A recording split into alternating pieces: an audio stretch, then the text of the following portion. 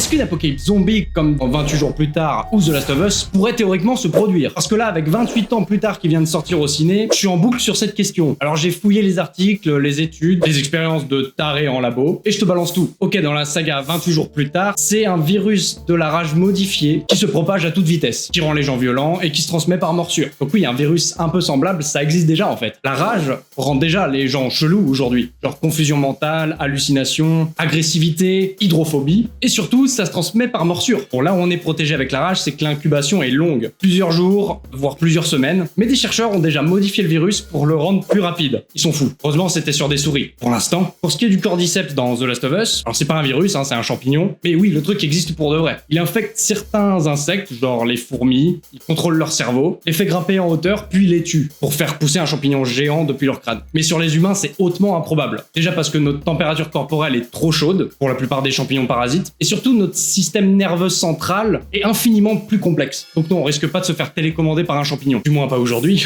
ça arrivera pas. Mais du coup, le consensus scientifique, il en dit quoi? Un virus zombie à la sauce Hollywood, c'est peu probable. Mais certains chercheurs reconnaissent que des pandémies à effet neurologique grave sont bel et bien possibles. Exemple, des parasites qui modifient le comportement, ça existe déjà. La toxoplasmose, qui est transmise par les chats et qui pousse les rats à ne plus avoir peur d'eux. Et chez les humains, elle pourrait influencer les prises de risques, l'impulsivité, rien qui transforme en zombie, mais c'est flippant. Et surtout, les scientifiques bossent déjà sur un virus capable de modifier le comportement pour traiter certaines maladies. Tu vois le délire si ça part en couille dans un mauvais labo? Conclusion, alors une apocalypse zombie à la The Last of Us, très improbable, mais un virus ou un parasite qui altère gravement le comportement humain, qui se propage vite et fout le bordel, ça c'est moins impossible. Même si ça reste quand même de la science-fiction. C'est une question de mutation, de contexte et de malchance. Mais en vrai, on n'a pas besoin de zombies pour que le monde part en couille. On a déjà eu un petit teaser avec la Covid. Et toi, tu penses que c'est plausible? Est-ce que t'aurais une chance de survie ou tu penses que tu serais foutu? Dis-le en commentaire. Faut qu'on fasse le tri entre les futurs survivants et les premiers contaminés. Chaque semaine, je t'apprends un nouveau truc, alors abonne-toi donc.